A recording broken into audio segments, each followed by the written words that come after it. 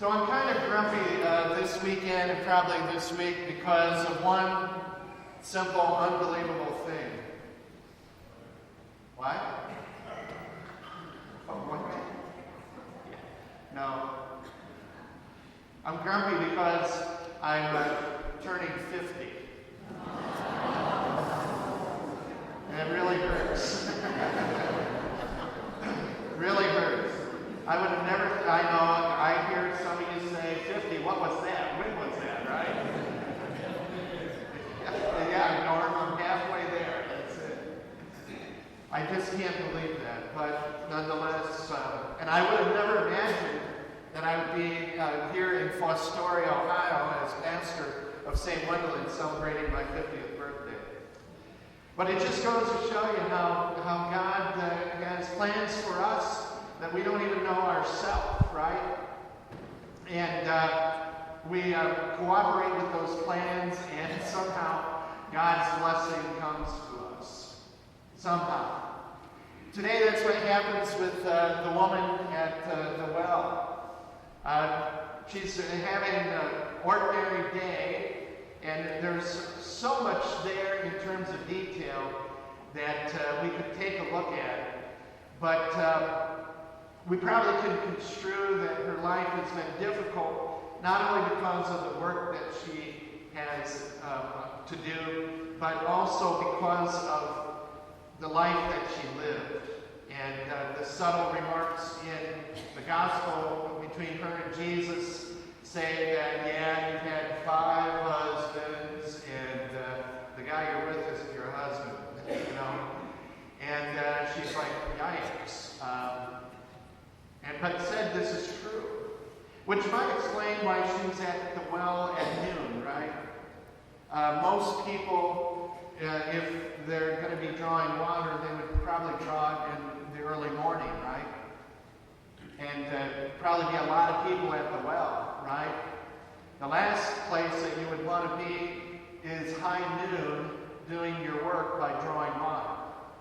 So we might even be able to infer from the text that she was an outcast, that she wasn't welcomed at the well at the time when the rest of the people would go to the well. So we know that those are the kinds of difficulties that she encountered. And maybe of her own making, maybe not, but be that as it may, she has this encounter with Jesus. And it changes her life forever. And she probably would have never imagined that a life-changing moment would have happened at that well. And yet, it did. Now, I think the readings in the gospel this weekend beg one question for us. And I want us to think about it and ponder it for a second. It seems to me that the question is, how do we perceive God? How do we perceive God?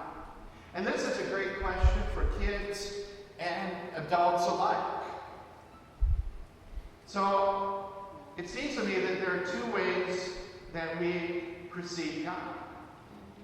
The first way is an intellectual understanding of God, where we understand in our intellect that there is a mighty being there who cares for us, who wants us, the good things for us. But our understanding is merely intellectual, a concept. We have a concept of God, right? That's one way. And maybe a lot of the world holds a concept of God, right? Maybe some of us hold a concept of God. But the other approach, the other understanding, is to see God as a living, loving relationship. So, is God a concept? Or is God a living, loving relationship for us? It's a great question. She, I believe, had both experiences. I believe that she went to that well and maybe was living her life in such a way that she had a concept of God. And knew, all of those teachings and so on that were consistent with God. But what she encountered was a different kind of God. She encountered the living, loving relationship God in Jesus. And that changed everything for her, didn't it? We moved from a concept to a relationship. And what allowed that, I think, what allowed that particular change in her was her willingness to be transparent. She didn't deny to Jesus her situation. She was transparent. And Jesus says, yes, you have spoken the truth. And at that moment, the power of God's mercy was upon her. She entered into a relationship, a living, loving relationship with God in that moment. And what's extraordinary is that Jesus identifies himself as the Messiah. And that's the only time that it happens in the Gospel of John. In other words, he is transparent with her, drawing himself closer to her in that transparency. It's remarkable, really, when we think about it. Because even to Jesus' closest, he only says that I am the Son of Man, right? He doesn't identify himself as Son of God. He doesn't say, hey, I'm the Messiah.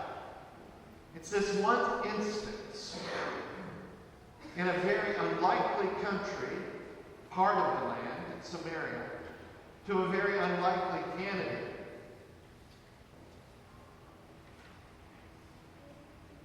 And his mercy flowed out to her.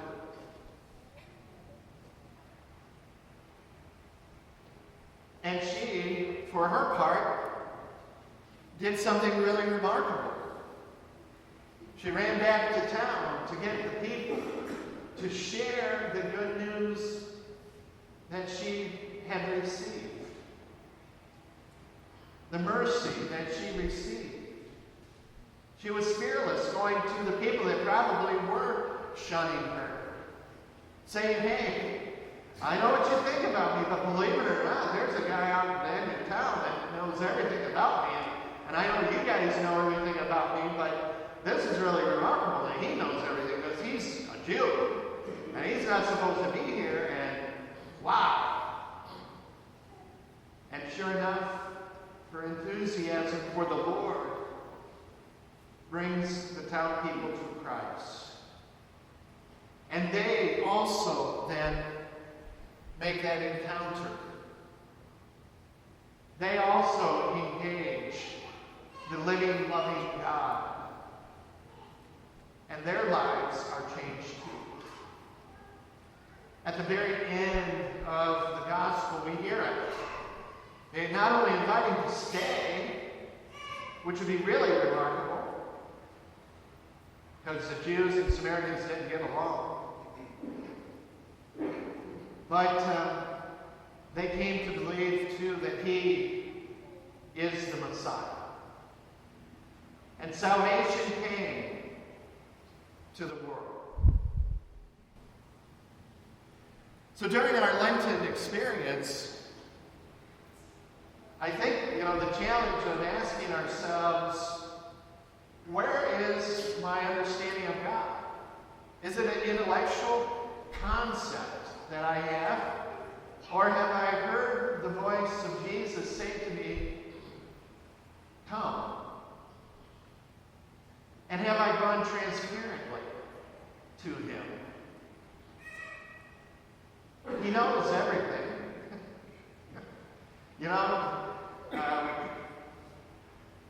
The darkness that we would experience is only the blindfold that we're put on ourselves, right? Nothing here to see, move on, right? But it's our own blindness, right? It's our own blindfold that we put on. God can see everything very plainly. And he still wants to engage us in this living, loving relationship. What a powerful message for us, right? And it asks us, well, how am I going to change my understanding of God? Have I gone deep enough in this understanding of the living, loving relationship? Have I done enough to build that friendship with Jesus? Have I taught my kids how to build that friendship with Jesus, right? And yeah, the little ones are really tough, aren't they? Yeah, I'm looking at you. But we need to tell them about not only the concept of a God, but also that living, loving relationship.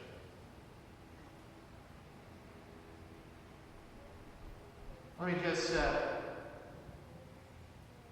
put an emphasis on this and say, yeah, the world is still filled with people who don't have either of these.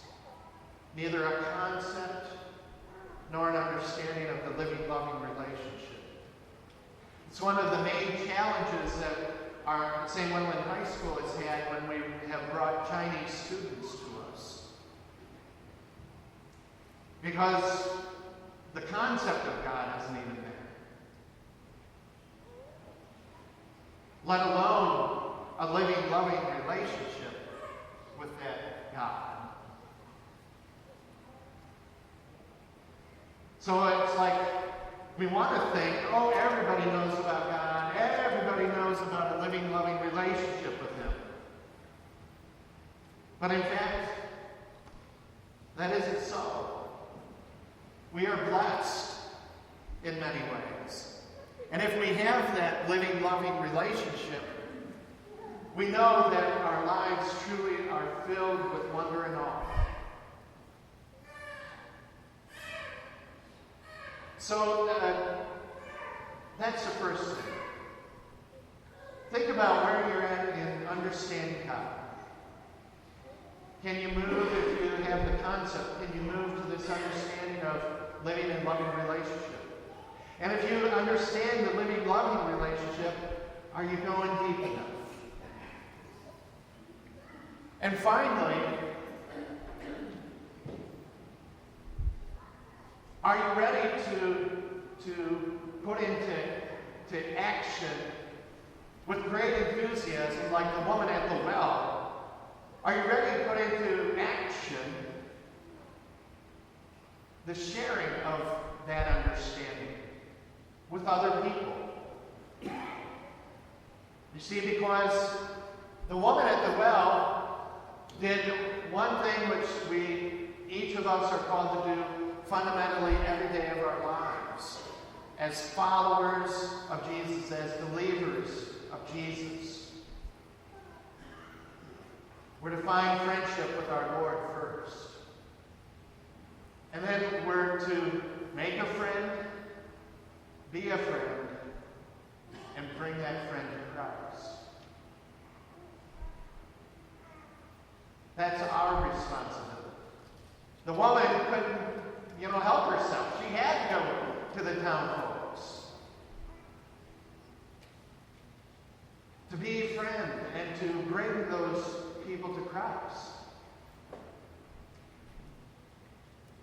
And I know that's what we need to do too. If each of us would take on that challenge to make a friend, to be a friend, and to bring that friend to Christ, then we are doing what Jesus wants us to do in that living, loving relationship. Maybe you need to be a friend to your spouse. Sounds weird, doesn't it, right? Maybe it's you bringing your spouse to Christ. Maybe you need to be a friend to a neighbor who really needs to have some sense of belonging and a people of love and compassion and care that they can connect with. Maybe you're going to be a friend, to your high school classmates that kind of casually either experience church or not. Maybe it's bringing your classmates to Christ through the church. Make a friend, be a friend, bring that friend to Christ. It's simple. And in doing so, we always announce the good news of salvation. We announce the good news of salvation. We, in our sinfulness, just like the woman at the well, become a strong voice advocating for God. And not only advocating for God, but worshiping God in spirit and truth. Make a friend, be a friend, bring that friend